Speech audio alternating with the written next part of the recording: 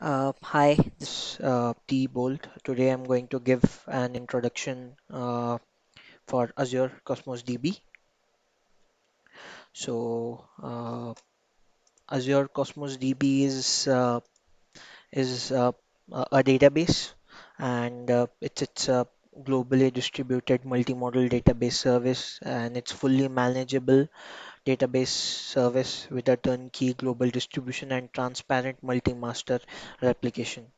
You can create a Cosmos DB within a single click using Azure Portal, and that enables you to elastically and independently scale throughput and storage across numbers of Azure region worldwide, like various region like East US, Asia, and etc. Depending upon where your network in which your network resides, you can elastically scale throughput and storage and take advantage of fast and single digit milliseconds, which is pretty cool. S- now I'll be talking about what is document in Cosmos.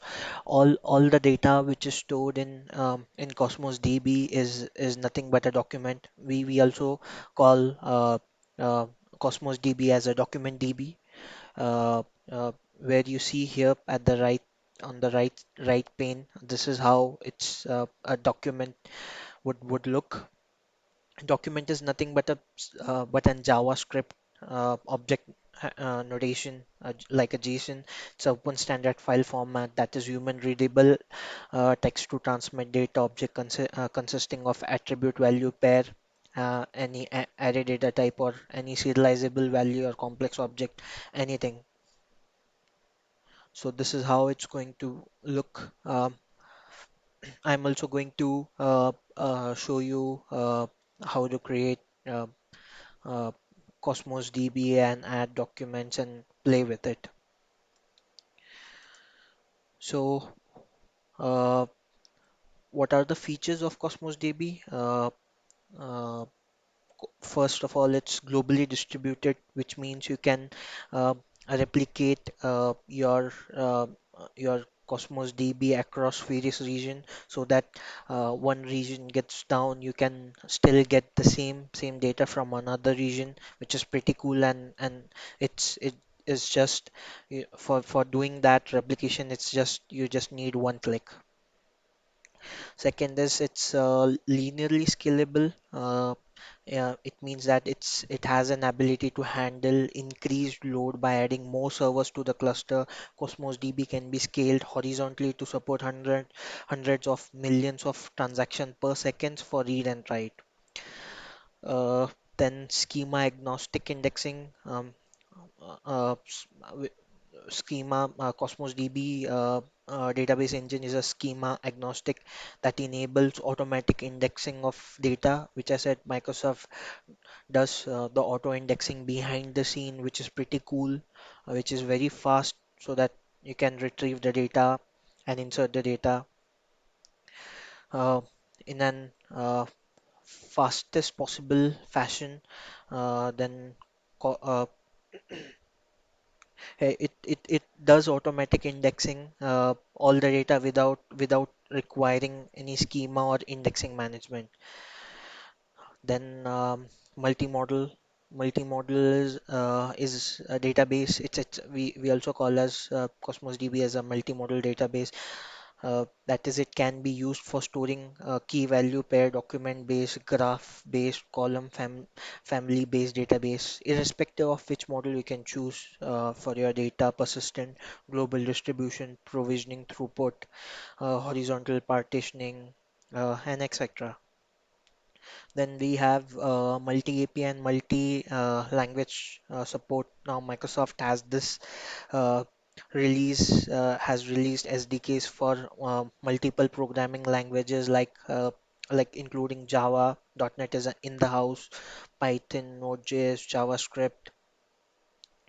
Now and Cosmos DB also can be created with respect to each and every requirements. Cosmos DB can be created in various ways. Like if it's an API, we can use multi API support. Then Cosmos DB Table API. There's also called as MongoDB API, Graph API, Cassandra, Gremlin, and etc. Then there is multi-consistent support. Now Cosmos DB supports five consistency level, like eventually prefix, session, bound, and strong. I'll discuss this in later, how it's multi-consistent. Then we have indexes data automatically, which I said earlier that uh, it does automatically all the fields in the documents by default without the need of secondary indexes. You can still create custom index also. Uh, it has this capability, so every property of every record without having a defined schema and indices upfront. This capability works across all the data models. Then we have high availability. Now Cosmos DB provides 99.999% of availability for both read and writes. That is multi-region uh, accounts with multi-region read and writes. So it's either way, both you can use in single region or multi-region depending upon whether you have enabled the replication. Now Cosmos DB does automatically failovers if there is any regional disaster. Your application may also programmatically fail over if there's a such case. Now guaranteed low latency.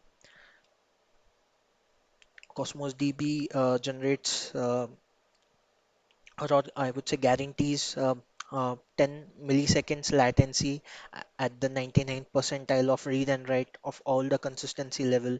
Now, data can be geographically distributed to any number of Azure region, so the data can be available to the nearest to the end users, which reduce the possible latency in retrieving the data. Now we have multi-master support. So Cosmos DB supports multi-master, which means that the writes in addition to reads can be scaled elastically across number of Azure region across the world. With this multi-master feature, you can choose that all the data server act as a write server to enable the multi-master feature for your application. You just need multi-region writes enabled in the Azure portal, and it would be available.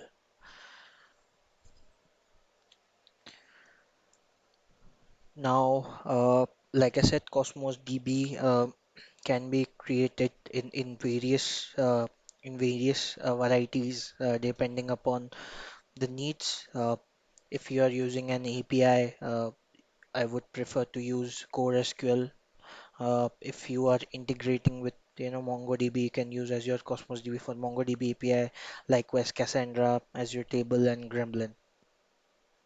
Now at the right side, if you see this map, this is nothing but when app, when a replication has been enabled, depending upon what type of replication, whether it's read or write. So this is how it's a geographical representation that if your Cosmos DB database sits in uh, United States or in Africa or in Asia, wherever it is, well, depending upon your nearest region, you would get the benefit of the fast accessibility of data. We can configure this in for read and writes with respect to region where they have each of them have their own benefits, and we also have to pay some cost. So after this, this is how a Cosmos DB database structure is constructed. Uh, so this is a database account uh, where you can create. for a given subscription for a given resource group, you can create n number of database accounts, and in that database accounts you can create n number of databases. It's just like Azure SQL. You can where in one server you can create a number of databases. Uh, so in a database, here you can see the first level. It's container. A container is nothing but an you can see a table, just like Azure SQL, where it contains in Azure SQL it contains column, where here uh, everything is defined in JSON, in a JSON format. And after that you can there's items, so it's we can store a number of documents. It also do support stored procedure, user defined functions, triggers, and other stuff. So so depending upon Cosmos, on the Cosmos API, container is realized into collection table or graph, well, and it's this is pretty same. So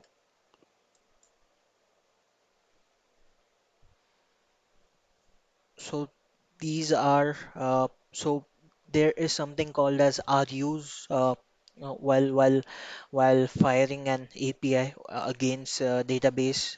There's something called as RU. It's a metric where you can measure what was the throughput, what in how many seconds it returned data, what was the throughput, latency, and all other stuff uh, can be measured using this RU.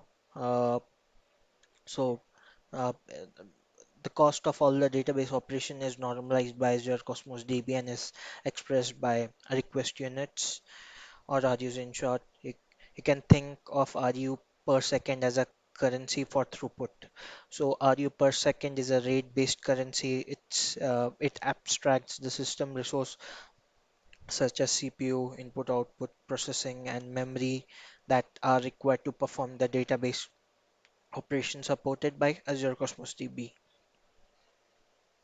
So I'll be also explaining the demo how RUs are is been measured while firing, while reading or writing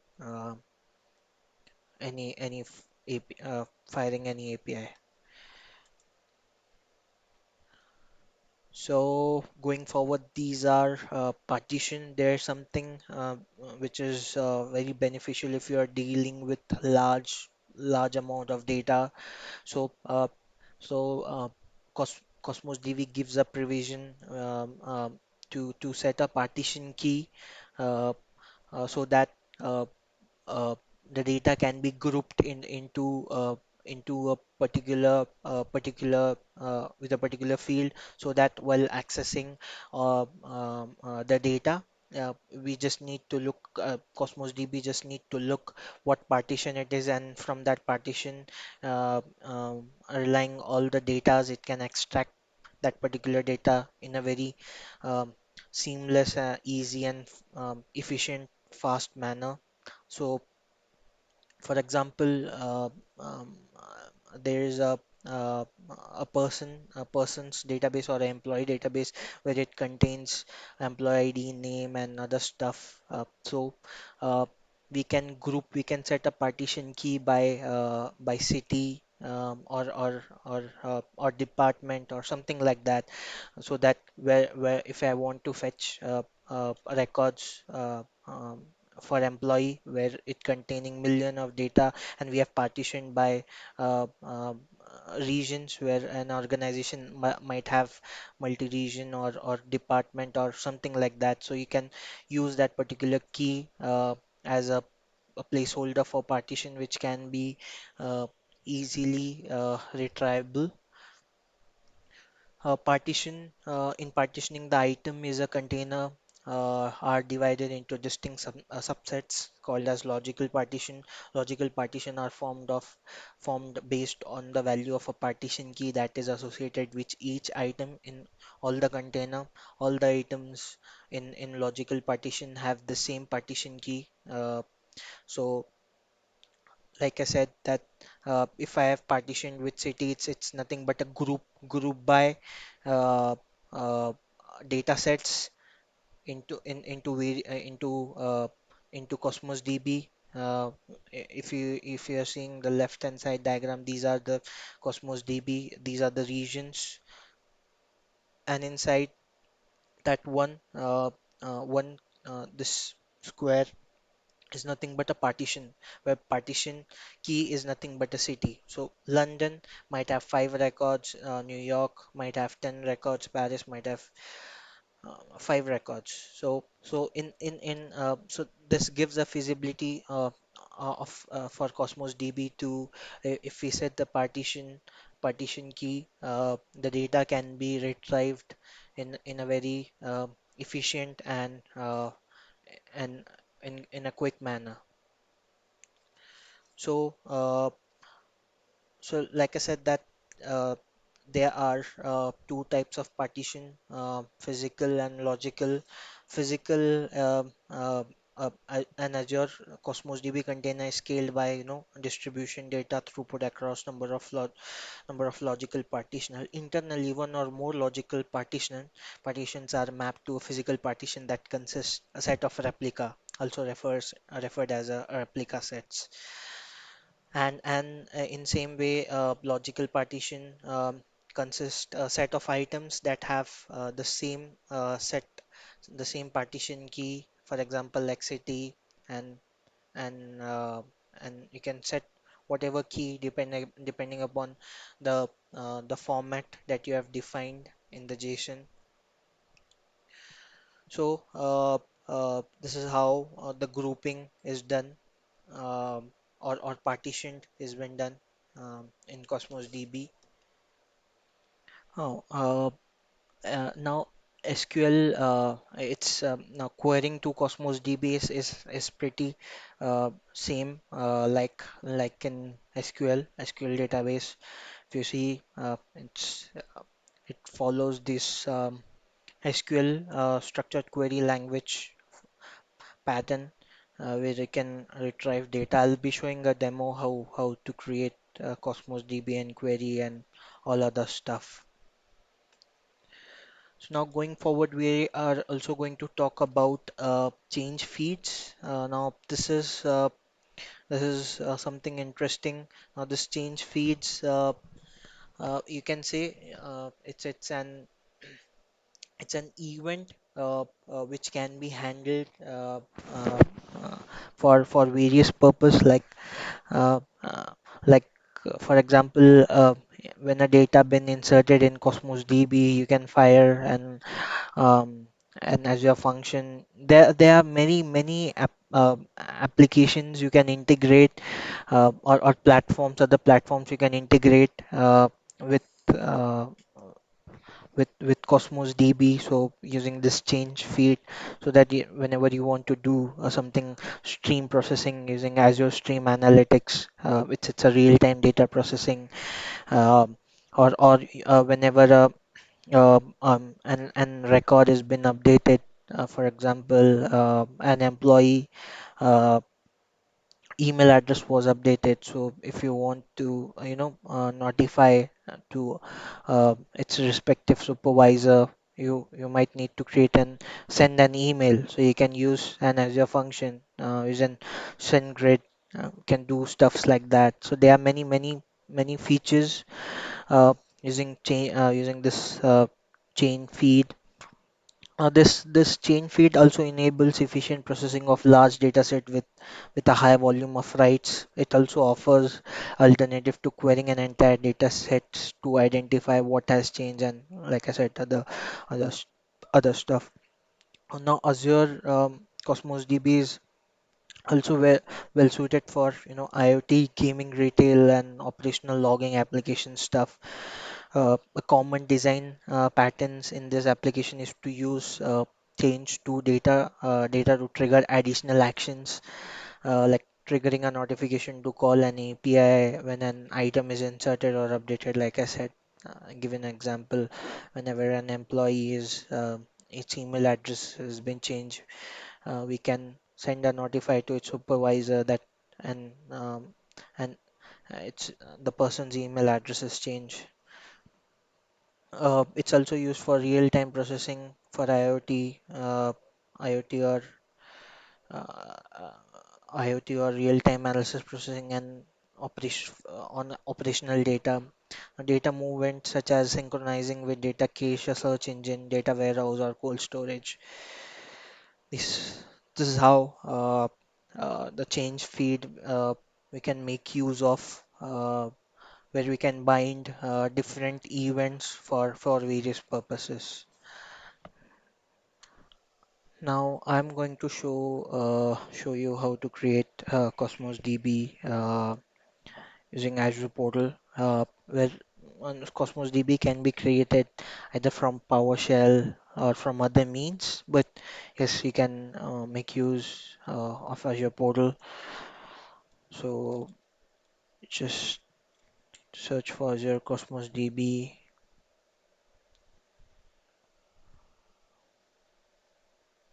and click on create.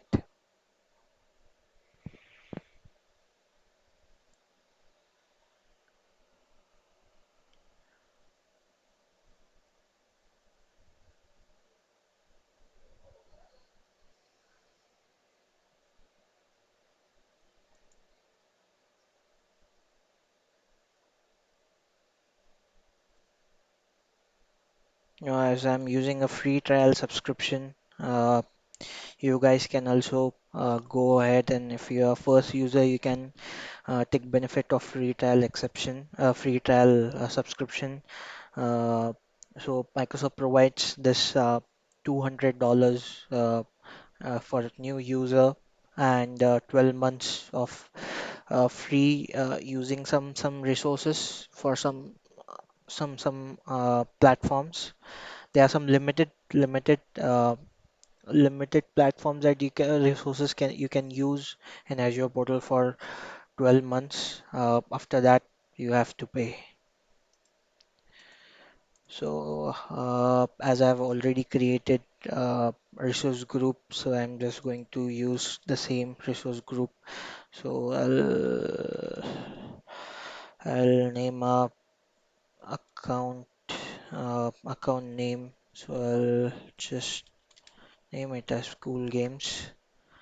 So I'm just going to give an demo, so I don't need the account type as non-production or geo redundancy or multi-region rights.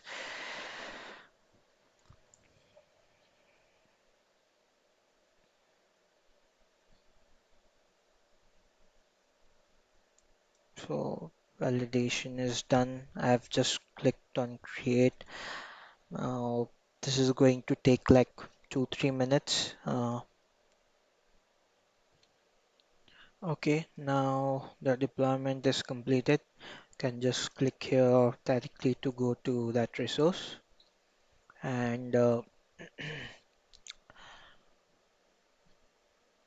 is the DB Cosmos DB account.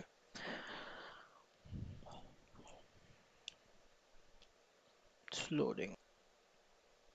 As you can see, uh, its status is online. That means it's online and ready to use. This is the URI from where you are going to connect to Cosmos DB. If you want to, use any control application in any web API anywhere, you have to access this account using this URI. Then we have this hourly cost, which is pretty cool. So you'll come to know how much it's been used. Uh, your Cosmos DB is used, because they have this RU's request unit app for every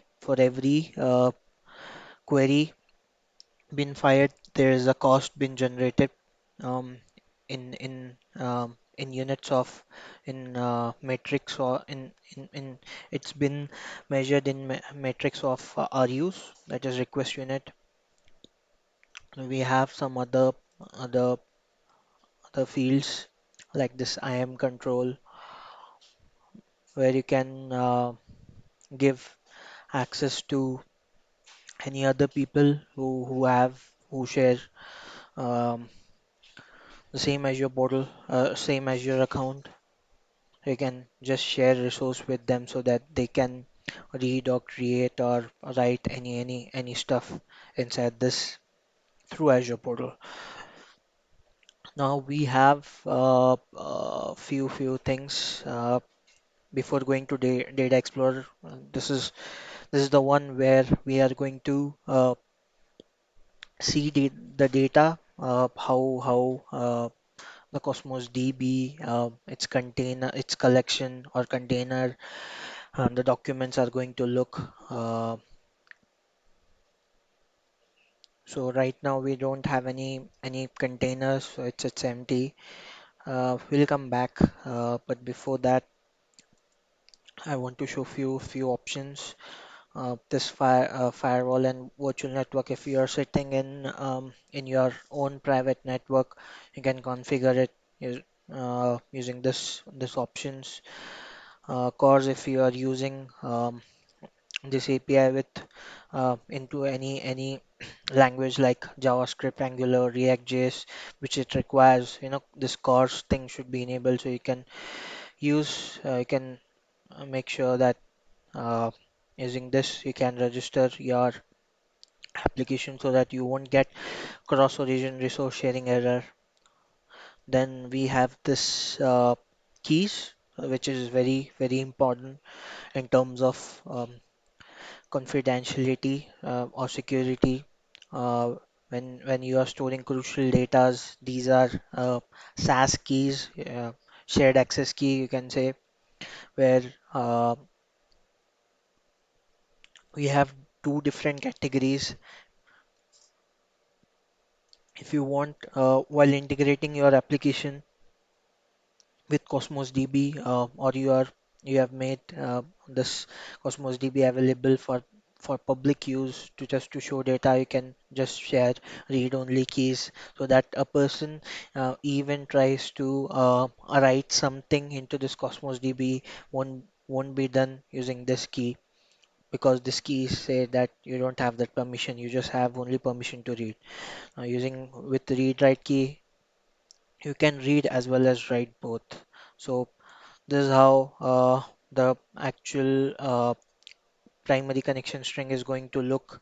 If you are using a .NET application, you can download a NuGet of document client, and you have to just mention the endpoint. You just provide this whole string, and you will be able to connect to the Cosmos DB. Okay, and these are just the key. This particular account key is the same. You can also regenerate the key just in case if you have shared to someone, and in order he don't have shared to some other people, you can just create a fresh new key, which is which is a good thing. Uh, so now I'll be moving to Data Explorer. So here you can just create new container.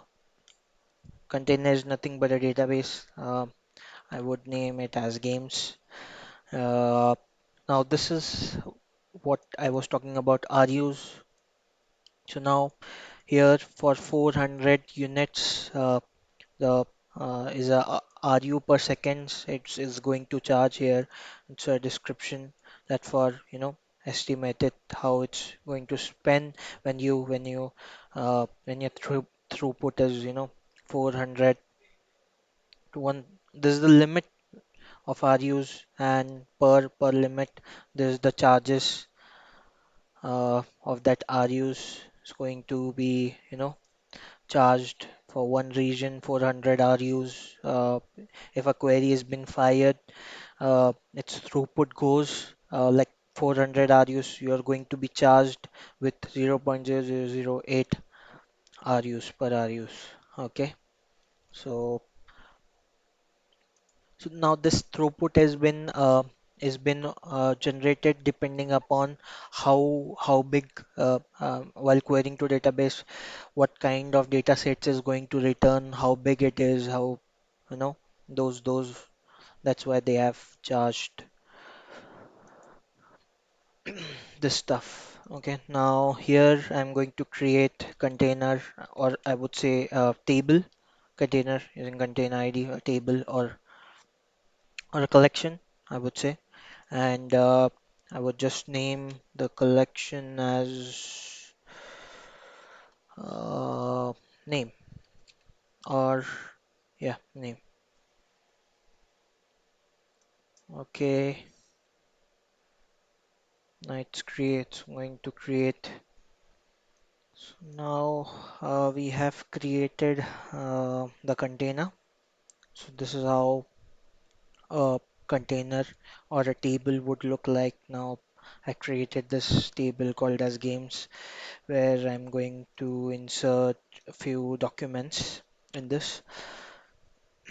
You see, now before inserting, we have a few more things to see, like the stored procedure, where you can write stored procedure, functions and triggers also.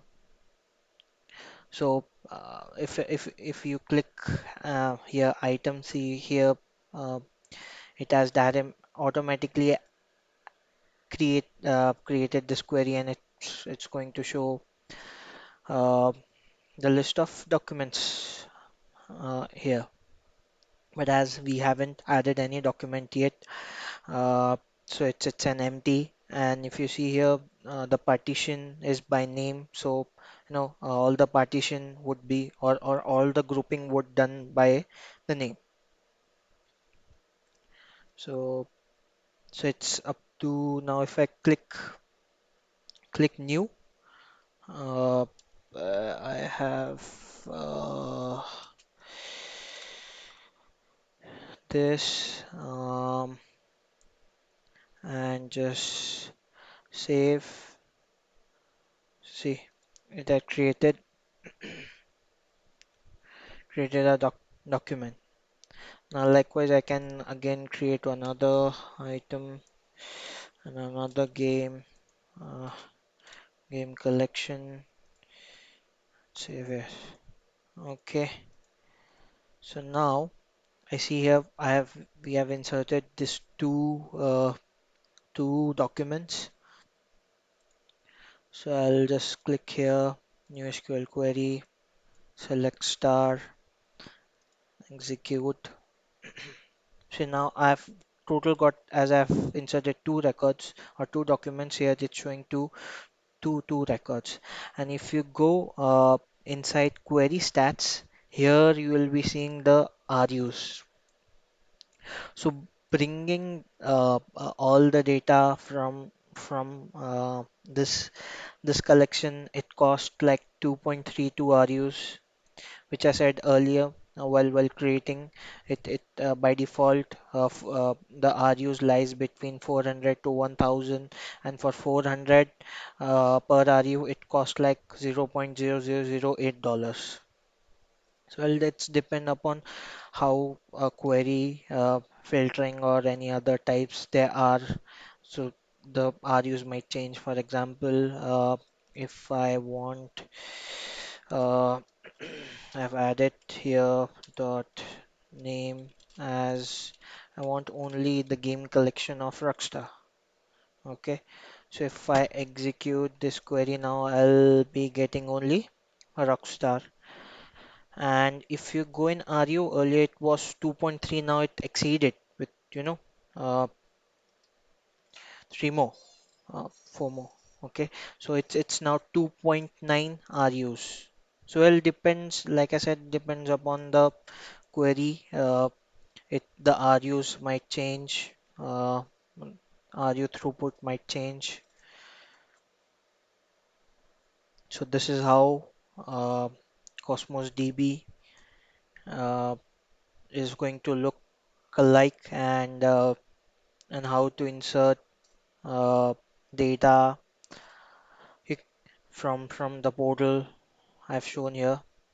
And you can also insert update records from programmatically using, if you are using .NET, we have NuGet package called as document client, where it Microsoft gives the feasibility to add uh, do CRUD operations over collections. Um, Now I'll move to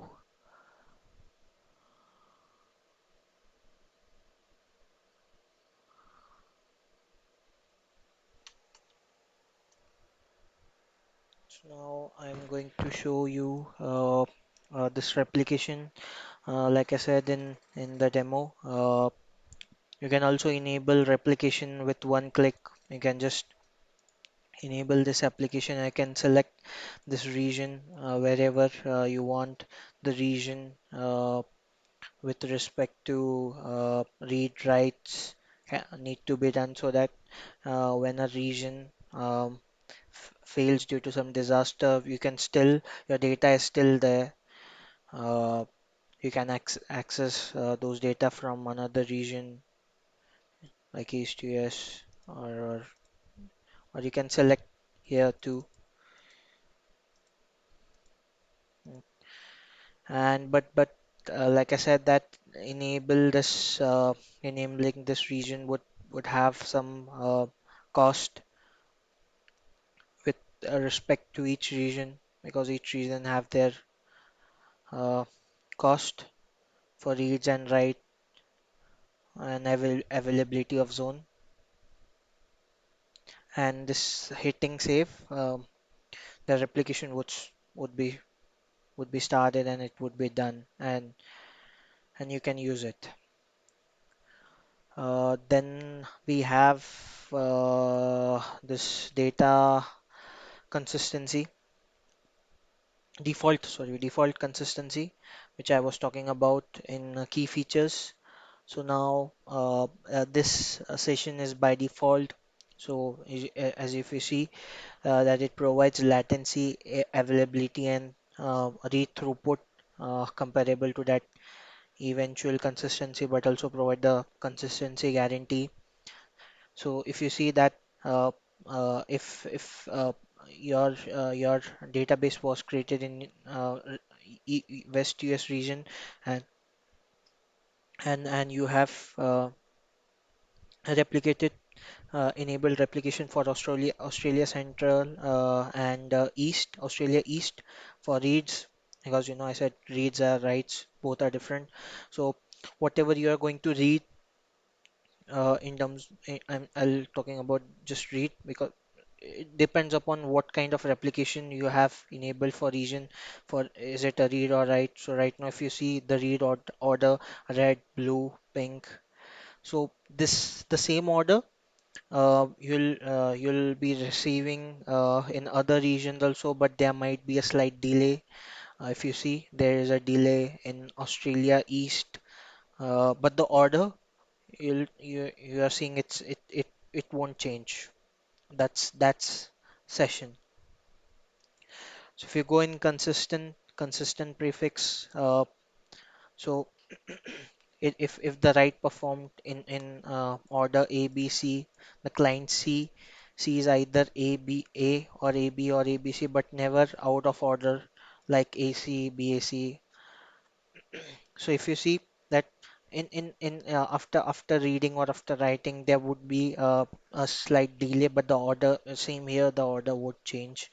But consistency prefix provides write latency, availability, and read throughput compared to that eventual consistency. But that also provides guarantee that the suits need for this scenario where order is important. Now, if you go in eventually, if you see the In the absence of any other further writes, the replication within the group will eventually converge. Eventual consistency is an ideal where application does not require ordering guarantee. So now uh, it you might if you write some data in West US, the same collection where it's going to is going for read, or in Australia Center, Australia East, where you want the order is not important for you, but you want the data should be you know written in a seamless fashion. So you can make use of you can set the default consistency as eventual. Now bounded state, here you can set uh, Azure gives up feasibility to set the lag time. You can set the lag time when the data is been wrote uh, in collection. Uh, so here, if you see that, unlike strong consistency, which is scoped to a single region, you can choose bounded stainless consistency with numbers of region along right. Bounded stainless is a great application feature, group collaboration and shared stock sticker, publish, subscribe, or queuing. These are the uh, feature we can use in application. Here you can see the order is same in the same region. You might receive the data in same order, and at the same time you will be receiving, but in other region you can as you can set a lag because due to network latency, you can set to 5 seconds, or depending upon what network you have, so that you want the guarantee of data should be returned, but there would be some lag. So now this is last is strong. This means that the read guarantee sees the most recent writes in the same order. As soon as uh, uh, uh, in Cosmos DB we have written something, it would be uh, read. It would be read from other region in that but same particular time and in same particular order. So these are default consistency. We can just hit save and it would start. So this is pretty much Cosmos DB. Uh, in my next video, I'll be sharing how to play with C# link use in terms of reading, writing, or building queries with Cosmos DB. That's all. Thank you.